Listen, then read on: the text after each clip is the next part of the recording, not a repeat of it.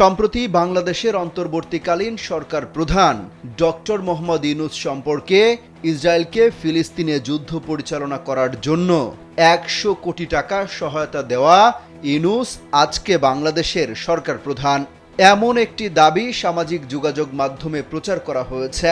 তবে ডক্টর মোহাম্মদ ইউনূস ইসরায়েলকে এমন কোনো সহায়তা দেয়নি বলে প্রতিবেদন প্রকাশ করে জানিয়েছে তথ্যের সত্যতা যাচাইকারী প্রতিষ্ঠান রিউমার স্ক্যানার। তাদের অনুসন্ধানে জানা গেছে ইসরায়েলকে যুদ্ধ পরিচালনা করতে ডক্টর মোহাম্মদ ইউনূস ইসরায়েলকে ১০০ কোটি টাকার কোনো সহায়তা দেয়নি, বরং সম্পূর্ণ ভিত্তিহীনভাবে দাবিটি প্রচার করা হয়েছে।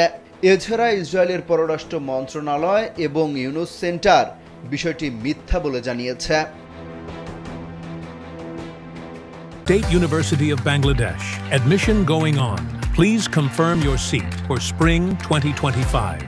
এ বিষয়ে অনুসন্ধানে আলোচিত টেলিভিশনের ভিডিওটি পর্যবেক্ষণ করা হয়। এতে ২০২৩ সালের ১৭ ডিসেম্বর প্রকাশিত বাংলাদেশকে প্রথম স্বীকৃতি দেয়া ইসরায়েলকে প্রত্যাখ্যান করেছিল বঙ্গবন্ধুর সরকার এমন শিরোনামে একটি ভিডিও খুঁজে পাওয়া যায়।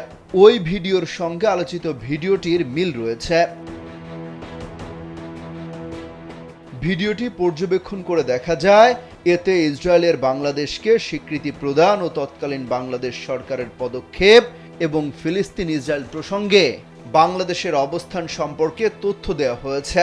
তবে ওই ভিডিওতে ফিলিস্তিনে যুদ্ধ পরিচালনা করতে ডক্টর মোহাম্মদ ইউনূসের ইসরায়েলকে ১০০ কোটি টাকার সহায়তা প্রদান সম্পর্কিত কোনো তথ্য পাওয়া যায়নি।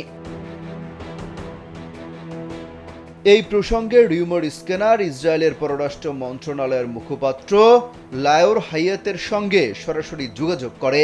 মিস্টার লায়র রিউমার স্ক্যানার সঙ্গে এই বিষয়ে বিস্তারিত আলোচনা করে জানিয়েছেন, ইউনূস কর্তৃক ইসরায়েলকে সহায়তার বিষয়টি আপনার কাছ থেকেই প্রথম জানলাম। তাছাড়া ইসরায়েল দাতা গোষ্ঠীর কোনো সহায়তার বিষয় জনসম্মুখে প্রকাশ করে না। পরে রিউমার স্ক্যানার বিষয়টি নিয়ে ইউনূস সেন্টারের সঙ্গে কথা বলেছে। ডক্টর ইউনূসের মুখপাত্রের ভূমিকা পালন করা প্রতিষ্ঠানটির পক্ষ থেকে আলোচিত দাবি মিথ্যা বলে নিশ্চিত করা হয়েছে।